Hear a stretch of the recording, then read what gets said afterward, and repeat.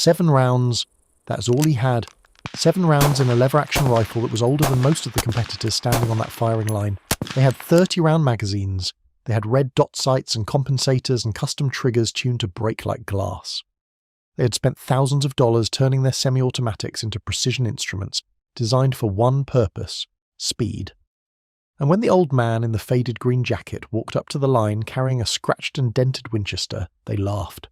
One of them actually pointed. Another one nudged his buddy and said just loud enough for the old man to hear, "Nice cowboy gun, Grandpa. Did you ride your horse here too?" The old man said nothing. He just set the rifle down on the bench, adjusted his ear protection, and waited. When the buzzer sounded, 7 rounds hit the target so fast that 3 people behind the line flinched because they thought a semi-automatic had malfunctioned. Every single hole was inside the bullseye, every single one, and the range went dead silent.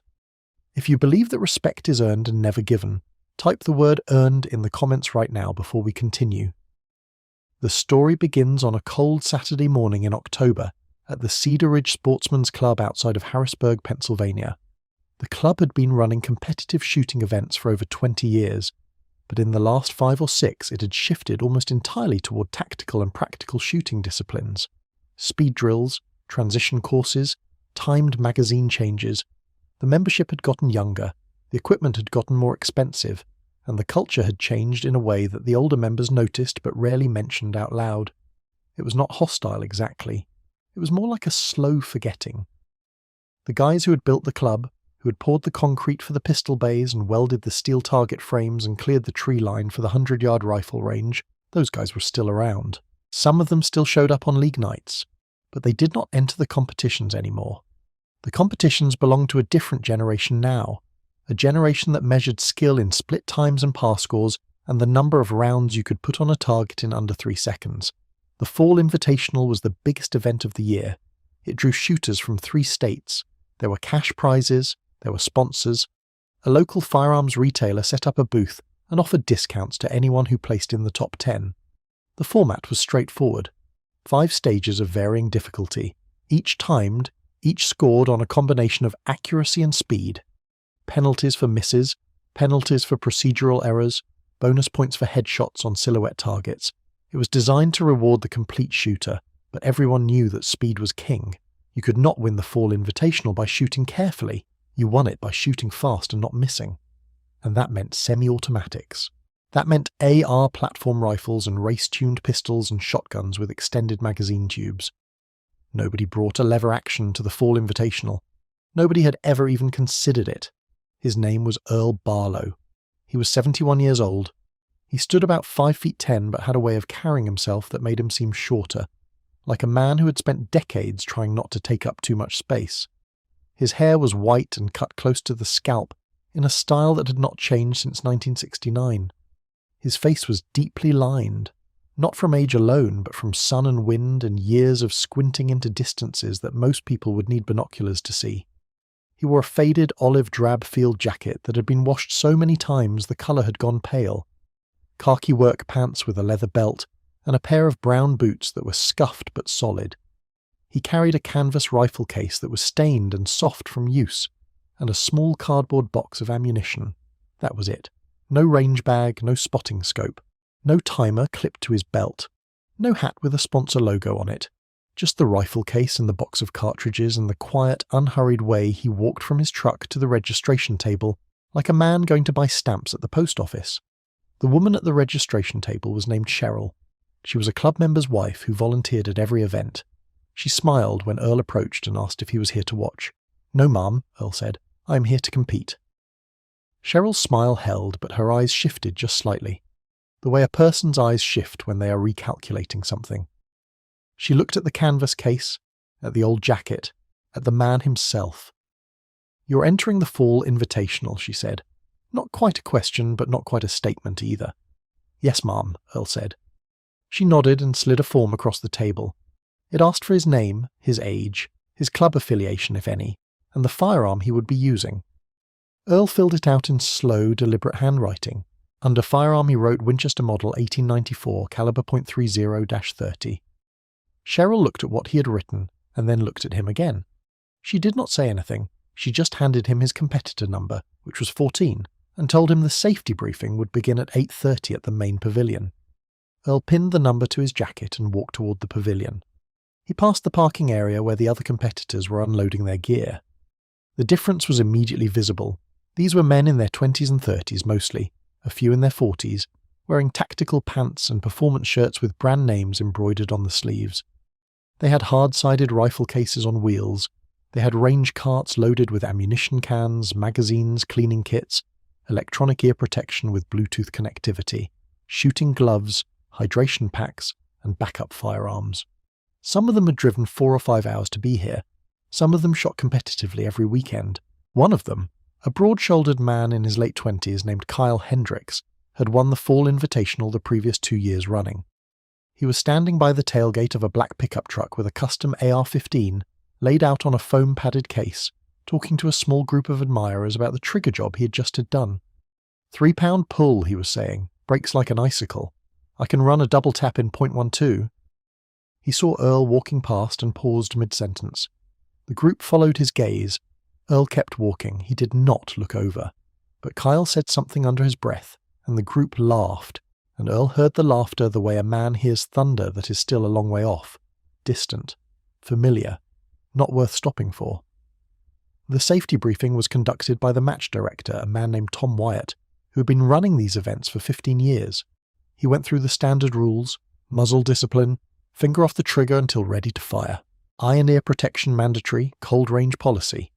He explained the stages and the scoring system, and reminded everyone that any procedural violation would result in a time penalty.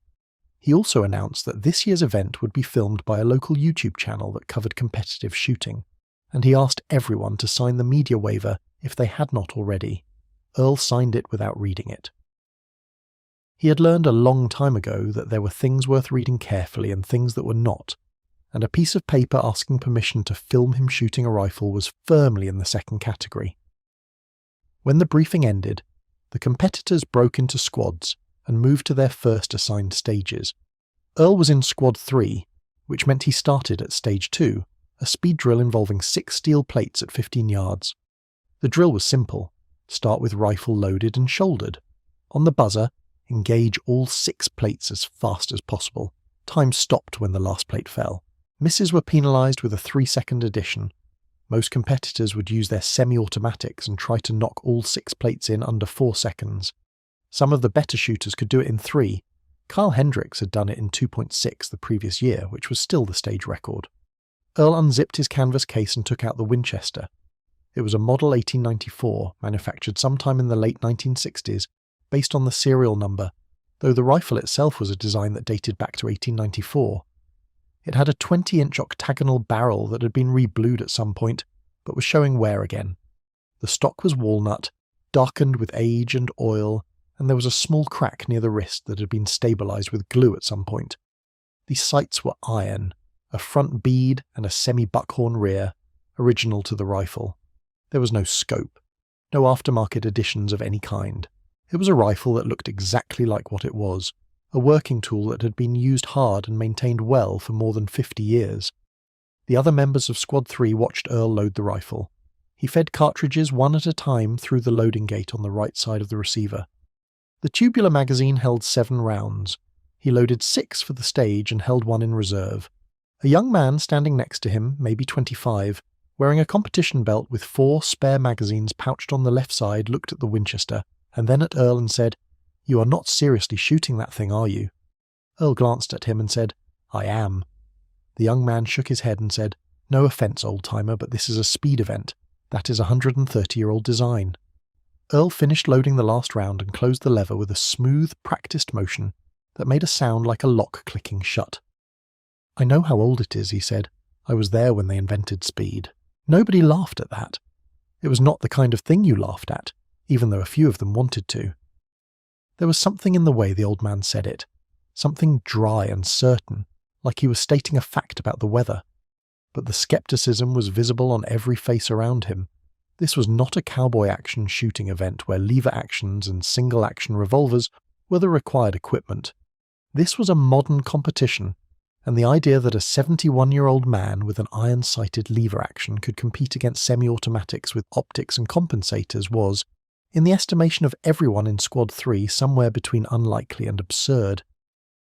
The first shooter in the squad was a man in his 30s with a Sig Sauer MCX and a Vortex red dot sight. He ran the 6 plates in 3.4 seconds. Clean. No misses. The squad applauded lightly. The next shooter, the young man who had spoken to Earl, ran it in 3.1 with his customized AR, also clean. He smiled and looked at Earl as if to make a point that did not need words. 2 more shooters went. 3.7, 3.9 with 1 miss, adjusted to 6.9. Solid runs. Competitive times. Then it was Earl's turn. He stepped to the line. He shouldered the Winchester. The rifle looked almost quaint against the backdrop of steel plates and digital timers.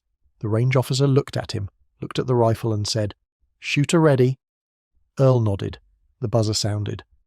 What happened next would be described differently by every person who witnessed it, but the core facts were consistent. Earl worked the lever of that Winchester with a speed and fluidity that defied every assumption the squad had made. The first round hit the leftmost plate and it rang and fell. The lever cycled. The second round hit before the first plate had finished falling. The third, fourth, fifth, and sixth rounds came in a sequence so tight and so rhythmic that the individual shots blurred together into something that did not sound like a lever-action rifle at all. It sounded like a burst. It sounded like a machine. The 6 plates were down, every one of them, and the timer read 3.2 seconds. The squad said nothing for a moment, not because the time was the fastest of the group. It was second by 1/10 of a second, but because of what they had just seen. The old man with the iron sights and the worn-out Winchester had just run a speed drill within 1/10 of a second of a man half his age with a semi-automatic rifle and a red dot optic. And he had done it with a shooting technique that none of them had ever seen executed at that level in person. The lever work was not just fast, it was mechanically perfect. Each cycle was identical in speed and motion. There was no fumble, no hesitation, no wasted movement. The rifle came down from recoil and the lever was already closing, and the next round was already on its way. It was like watching a piston cycle in an engine. It was not human dexterity. It was something that had been practiced so many times and for so many years that it had become involuntary, like a heartbeat. The young man with the AR cleared his throat and said, That was pretty good." Earl ejected the spent brass and said nothing. He picked up his casings one by one and put them in his jacket pocket. He always reloaded his own ammunition. He had been doing it since 1972. Word travelled fast.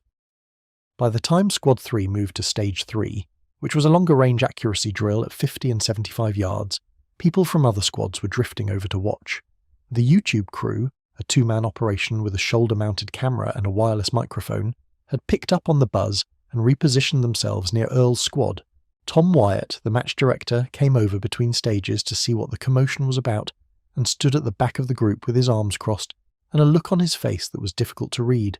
Stage 3 was supposed to favour the optics crowd. The targets were paper silhouettes at distance, and the scoring was based on accuracy within time.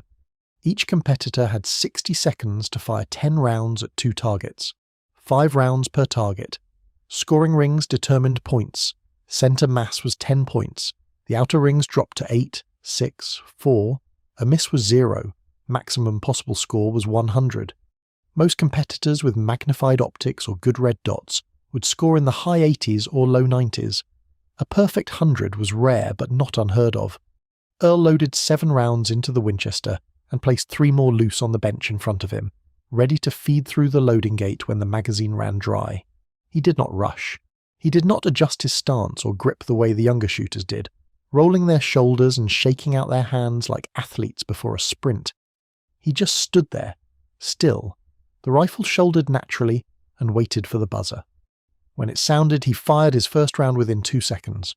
Through the spotting scope set up for the range officer, the hole appeared dead centre on the silhouette at 50 yards. He worked the lever. The second round landed less than an inch from the first. Third, fourth, fifth, all centre, 5 rounds, 5 tens. He pivoted to the 75-yard target. Lever, fire, lever, fire. The 7th round went down range and he immediately tilted the rifle to the right and fed the 3 loose rounds through the loading gate with a speed that startled the people watching. Most of them had never seen someone reload a lever action under time pressure. Earl did it in under 4 seconds.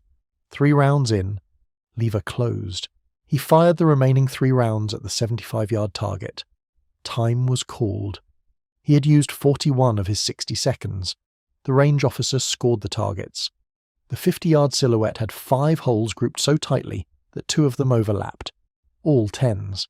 The 75-yard silhouette had 5 holes in a group slightly larger, but still entirely within the 10 ring, all 10s, 100 out of 100. The range officer looked at the targets, looked at Earl and said into the radio, "We have a possible perfect score on stage 3, can I get a verification?" A second range officer came over. He examined the targets. He confirmed, 100 points. Earl Barlo, competitor number 14, had just shot a perfect score on the accuracy stage with a 57-year-old lever-action rifle and iron sights, at 71 years of age. The closest competitor in the entire event would finish that stage with a 94. Kyle Hendricks heard about the score before he arrived at stage 3 with his own squad. He did not believe it at first. Someone told him an old guy with a lever action had shot 100, and Kyle laughed and said, on which stage the 5-yard warm-up. When he was told it was stage 3, the 50 and 75-yard accuracy course, his laugh faded and was replaced by something tighter. He did not say anything else about it. But from that point forward, he was aware of Earl Barlo in a way that competitors become aware of someone who has moved from the category of curiosity to the category of threat. Stage 4 was the one that everyone expected to separate the serious competitors from the rest. It was a combined drill, speed and accuracy under stress. The setup was a simulated scenario: 2 barricades, 3 shooting positions, 8 targets at varying distances, some partially obscured, some moving on a track system that swung them left to right at an unpredictable interval. The competitor had to move between positions, engage all 8 targets, and was scored on time plus accuracy minus penalties. It required fast transitions, good footwork, the ability to shoot on the move, and the mental agility to prioritize targets under pressure. This was the stage that tactical shooters trained for. This was where the semi-automatics and the red dots and the thousands of hours of dry-fire practice were supposed to pay off. Earl studied the stage layout during the walkthrough. He asked the range officer 2 questions. One was about the movement pattern of the swinging targets. The other was about whether there was a mandatory reload point. The range officer said no mandatory reload, but most competitors would need to reload at least once given the number of targets and the likelihood of needing follow-up shots. Earl nodded. He loaded 7 rounds into the Winchester and put 10 more loose in his left jacket pocket, arranged so they would feed smoothly through the loading gate. He had done this before. Not at a competition, but he had done it before. When the buzzer sounded, Earl moved with a deliberateness that was striking in contrast to the explosive starts of the younger competitors. He did not sprint to the first barricade. He walked quickly, rifle already shouldered, and as he reached the barricade he was already acquiring the first target. His first shot hit a steel popper at 25 yards and it fell. He transitioned to a paper target partially hidden behind a barrier and put 1 round through the exposed scoring zone. He worked the lever between each shot with the same mechanical precision the squad had seen on stage 2, but now he was doing it while moving, while changing positions, while tracking targets that appeared and disappeared on the swing rail. He reached the second barricade and went to a knee, and from that position he engaged 2 more steel targets and a swinging paper silhouette, putting a round through the silhouette at the precise moment it crossed the centre of his sight picture. He reloaded on the move between the second and third positions, feeding cartridges through the loading gate with his left hand while his right hand held the rifle steady against his shoulder. 5 rounds in, lever closed. He did not slow down. He did not fumble a single cartridge. At the third and final position he engaged the remaining targets, including a small steel plate at 40 yards that required precision under the cumulative stress of movement and time. He hit it. Clean. His time was not the fastest on stage 4. It was 4th in the overall standings for that stage. But his accuracy was perfect. No misses, no penalties.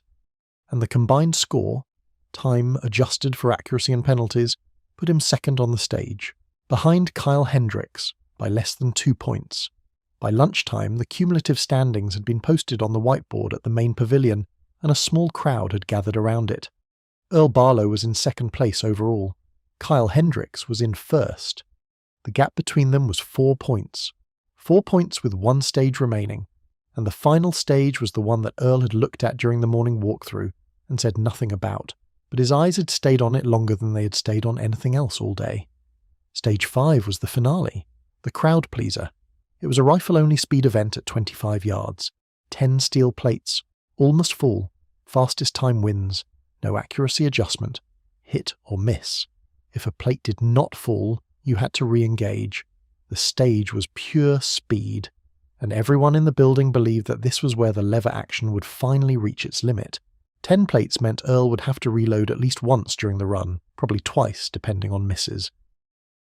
The semi-automatic shooters had 30-round magazines. They could engage all 10 plates without touching a reload. This was the stage where technology was supposed to beat technique. This was where the old man and his cowboy gun were supposed to come back to earth. Earl ate lunch alone at a picnic table near the tree line. He had brought a sandwich in a paper bag and a thermos of black coffee. He sat with his back straight and ate slowly, looking out at the woods beyond the range. A woman from the YouTube crew approached him and asked if he would be willing to do a quick interview. Earl looked at her for a moment and said, "About what?" "About his performance today," she said. "About shooting a lever action in a semi-auto match." Earl took a sip of coffee and said, "I will talk to you after the last stage if you want." She agreed and left. Earl finished his sandwich, folded the paper bag neatly and put it in his pocket. He did not appear nervous. He did not appear excited. He appeared like a man who was exactly where he had intended to be all along. The afternoon brought a shift in the weather. The clouds that had been thin and high all morning thickened and dropped, turning the sky the colour of old pewter. The temperature fell by 10 degrees in less than an hour. A few competitors pulled jackets from their vehicles. Earl was already wearing his. He had been wearing it all day. The faded olive drab jacket with the slightly frayed cuffs and the zipper that stuck halfway. No one had asked him about the jacket. No one had looked closely enough at it to notice the faded outline where a patch had once been sewn above the left breast pocket. A patch that had been removed decades ago, but had left a ghost of itself in the fabric, a rectangular shadow that was just barely darker than the surrounding cloth. It was the size and shape of a name tape. United States Marines. Stage 5 drew the largest gallery of the day. Word had spread beyond the competitors to the general club membership, and even to a few people from the local community who had heard that something unusual was happening at the Fall Invitational. The YouTube crew had both cameras set up, one behind the shooting line for a wide angle and one to the side for a close-up of the shooter and their technique. Tom Wyatt, the match director, was standing near the scorer's table with a look that had evolved from curiosity to something closer to anticipation. He had been running these events for 15 years, and he had never seen anything like what was happening today. The squad order for Stage 5 had been adjusted so that the top 4 competitors would shoot last. This was standard for the final stage.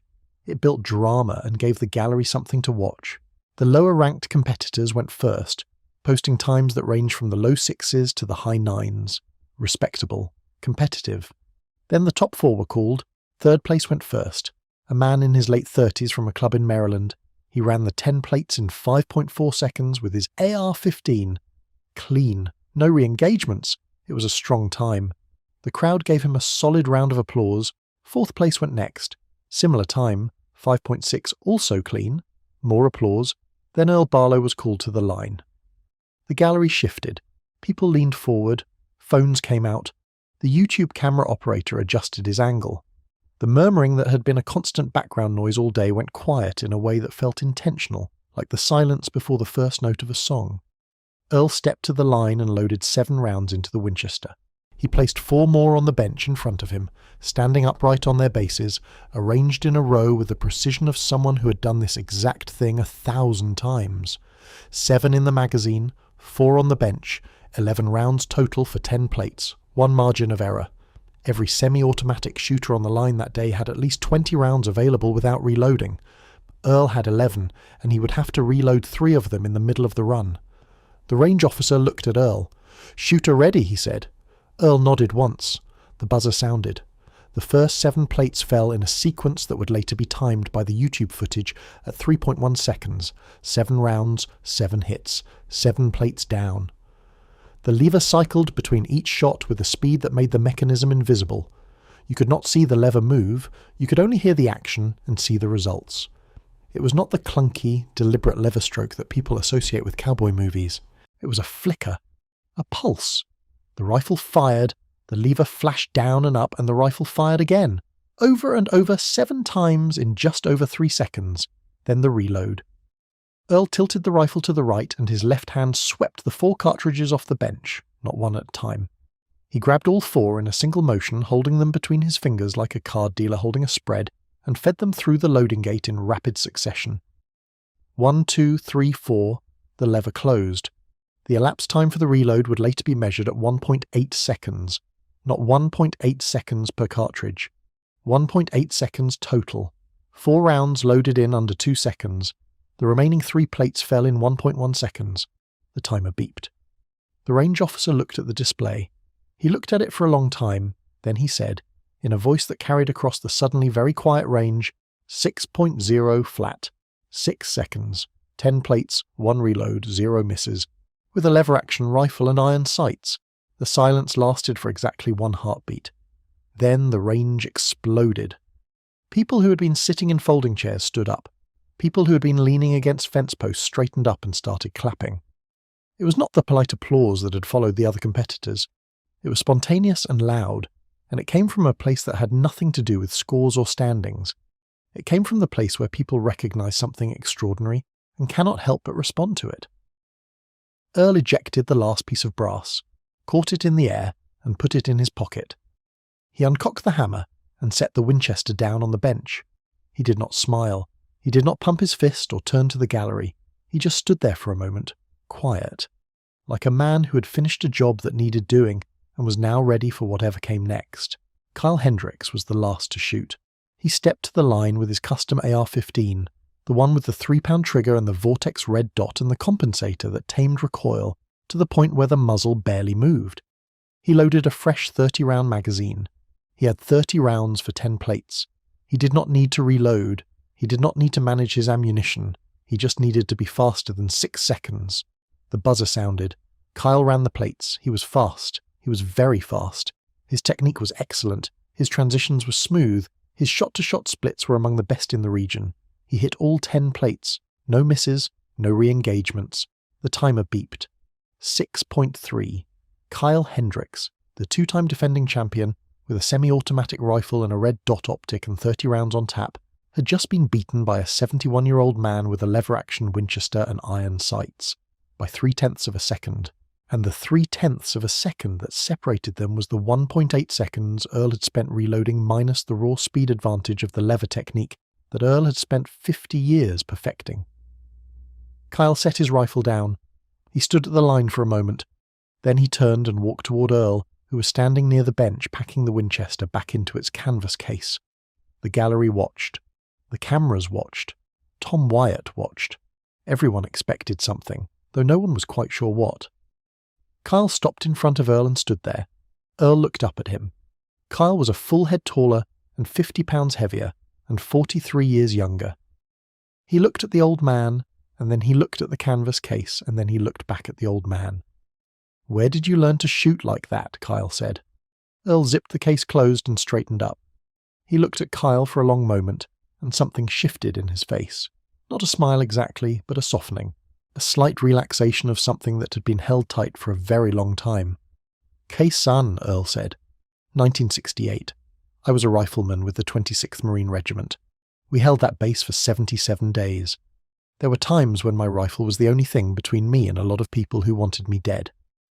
You learn to work it fast when the alternative is not working it at all.